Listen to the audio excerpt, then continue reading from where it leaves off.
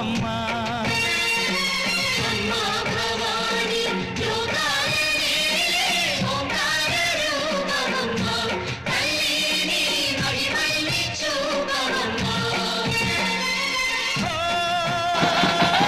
సృష్టికే దీపమా, శక్తికే మూలమా, సింహరథమే నీదమ్మా.